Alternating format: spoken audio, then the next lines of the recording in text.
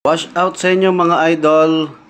Ayan, ngayong araw mag-install tayo ng mini driving para sa Honda Dash 110 mga idol.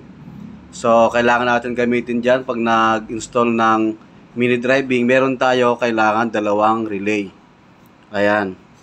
4-pin relay pwede na kasi yung 5-pin di naman makagamit yung sa gitna. Tapos, gagamit tayo ng shrinkable tube. Para pag nahinang natin yung wire, hindi na tayo magtitape, sasalpak na lang natin yan dyan. So, tapos mini driving, ayan, gamit tayong panghinang, syempre ihinang natin, kesa magkabit tayo ng sakit para dito, mas mainam yung nakahinang mga idol para hindi kakalawangin at hindi maglulus.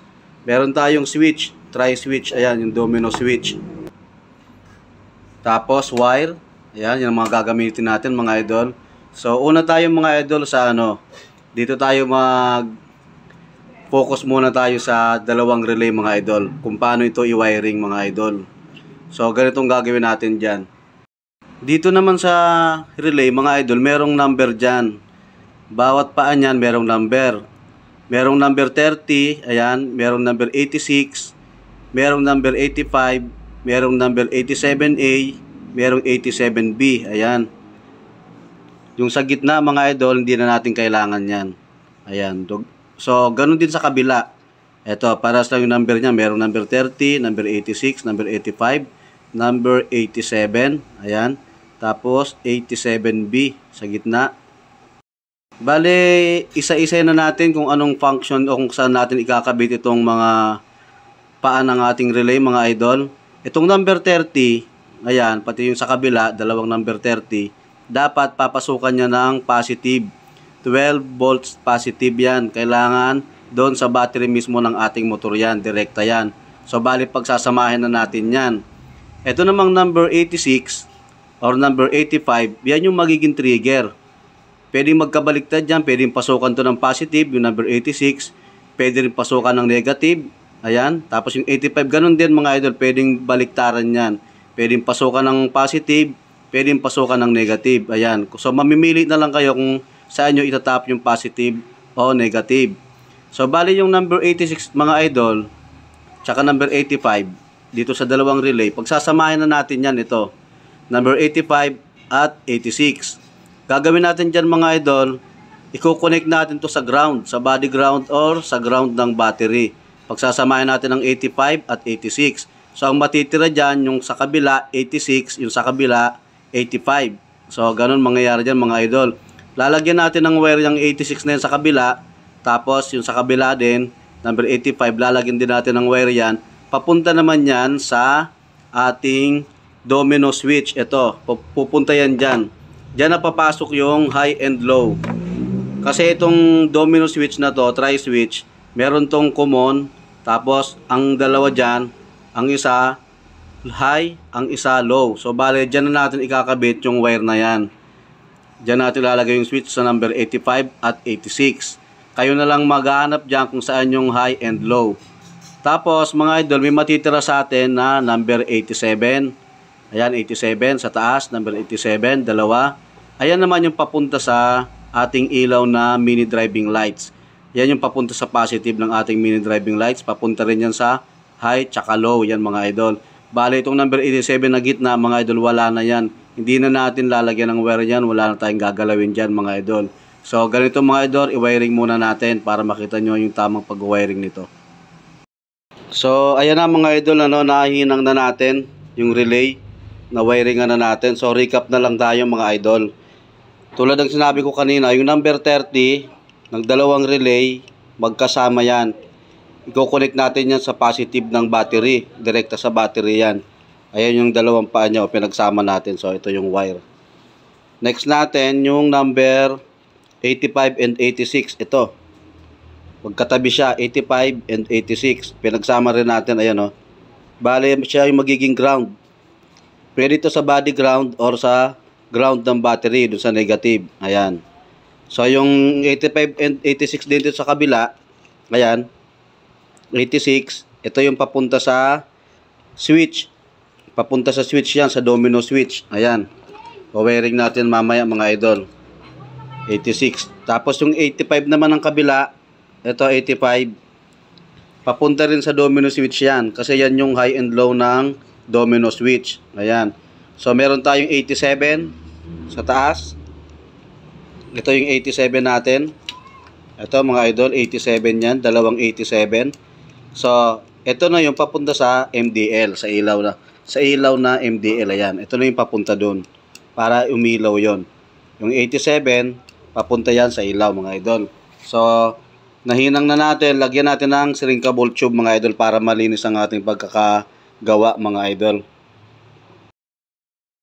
Ayan na mga idol, nalagyan natin ng shrinkable tube. Ngayon lalagyan na natin to ng tape. Pagsasama-samahin na natin to para hindi kayo malito. Tulad itong number 87 na dalawa, pagsamahin na to, lagyan natin ng tape yan. Balutan natin ng tape para hindi tayo malito mamaya pag nag-install tayo. Number 87 yan, yung dalawa. Tapos yung dalawang 85, tapos 86. Ayan, yung para sa switch, sa hollow switch. Ayan. Ihiwalay din natin to mga idol. Lagyan natin ng tape yan. Tapos ito yung ground, negative, tas positive. Pagsamahin din natin to. Lagyan natin ng tape mga idol. Dito naman tayo mga idol sa wire ng MDL. Ayan, meron siyang 4 na wire. Yung black, kulay ground. Tapos meron siyang kulay white, kulay dilaw. Tapos kulay red. So hanapin nyo yung high and low dyan. Pwedeng ito yung high, pwedeng ito yung low na kulay red, pwedeng ito yung high na kulay yellow. So depende kasi sa brand ng ilaw mga idol. So nagkakabali-baliktad dyan, hindi pare-parehas. Kayo na maghahanap dyan. Itatry nyo na lang pailawin para mahanap nyo yung tamang setup ng ilaw, yung high and low.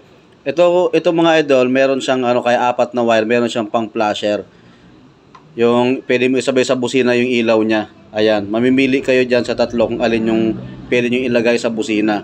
Ayan mga idol, pagsama-samahin na natin yan. Dahil dalawa yung ilaw natin, pagsasama-samahin lang natin to. Kulay sa kulay lang yan mga idol. Yung black, pagsamahin yung black.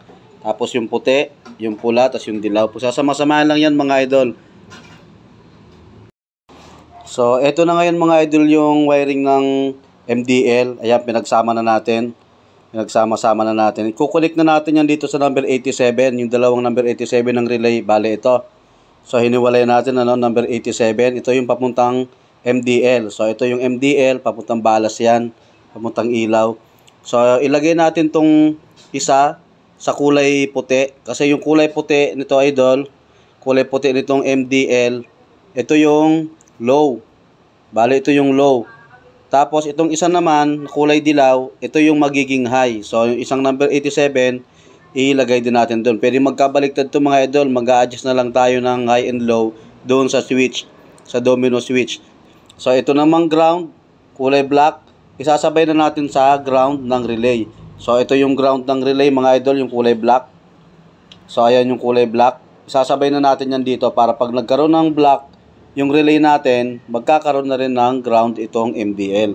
So, yun mga idol, i-connect na natin to. Balik ganito kalalabasan niya mga idol. Ayan, nakahinang na. Ayan, tapos lagyan ng shrinkable tube para malinis ang ating pagkakawiring mga idol. So, ngayon mga idol, dito na tayo sa domino switch. Ayan, yung tri-switch. Ito kailangan to, merong positive na papasok, 12 volts. So, ang tinatawag dito na common, kulay pula. Ito yung common niya. Ito yung dapat na merong papasok na 12 volts. So saan natin ito ikakabit dahil ito yung switch trigger. Kakabit natin to dun sa ating motor galing dun sa susian. Tinatawag na ACC wire. Yung ACC wire mga idol, yun yung connection natin na kapag nag-on ka ng susi, pag nag-power ka ng susi, magkakaroon yung wire ng 12 volts. So, bali, magkakaroon to. Huwag nyo ikakabit ito doon sa nakadirekta sa battery na hindi pa naka-on yung susi, meron ng power. So, kunwari, ito yung ACC wire, yung positive. So, dito natin to ikabit. Itong positive ng domino switch kasi ito yung common. So, testing lang natin to mga idol. Pero dapat hindi talaga to dito sa battery. Dapat to sa ACC wire. So, testingin lang natin para mapailaw. Sunod natin mga idol, yung number 30 naman ng ating relay. Ayan, yung dalawang relay, merong number 30 kanina, di ba? Hiniwalay din natin yon. So, magkasama yung positive at negative doon. So ito yung negative, ito yung positive. Ayan, magkasama yan, ano. So sa positive din natin ito lalagay. Ito yung diretso talaga ng battery. Connection talaga nito doon sa battery. Nakarekta yan, number 30 ng relay. So dyan natin i-connect yan. Tapos yung ground niya mga idol, ito yung ground, kulay black. So ground ito ng ating relay. Kukonect naman natin sa ground ng battery or sa body ground mga idol. So connect natin mga idol, ano. So na-connect na natin mga idol yung positive, yung common ng ating switch. Yan ang hollow switch. Ayan yung kulay red, ayan yung common niya. So ito yung switch niya. High and low yung matitira, yung kulay green, tapos kulay black. High and low yan. Pag nag-on ka ng low or high, magkakapower yung isa dyan. Kukonect naman natin yung mga idol sa 85 and 86 din ng relay. So ito yung kanina na relay. Ito yung relay, ano. Ito yung dalawang wire na 86 and 85. So kukonect natin yan dito sa domino switch. Ayan, connect natin yan dyan mga idol. Testing lang natin. Ayan ang mga idol, naka-connect na yung ating high and low. Ayan, galing sa ating switch. Ayan. Tapos ayun yung ilaw. Testing natin mga idol. Testing natin yung low. Ayan, yung low. Ayan, kulay dilaw. Pero baliktad dyan. Ang low nyan ay kulay puti dapat. Ayan. So, kayo na lang magbabaliktad dito. Ayan, pagpapalit-palitin nyo lang para makuha nyo yung tamang setup ng ilaw nya. Ayan mga idol, oh. So, makita nyo doon sa taas. Ayan, oh. Yung sinuunang electric fan ba yan? Ayan, oh. Ayan. So, ganun lang kabilis mga idol mag-wiring. So, kung meron kayong konting natutunan mga idol sa ating vlog, pwede nyo i-share yung ating video para naman matulungan natin yung ibang gustong mag-install ng mini driving sa kanilang motor para hindi na sila magbayad ng malaking labor. So, hanggang dito na lang mga idol. Please like and share ng ating video. Thank you very much.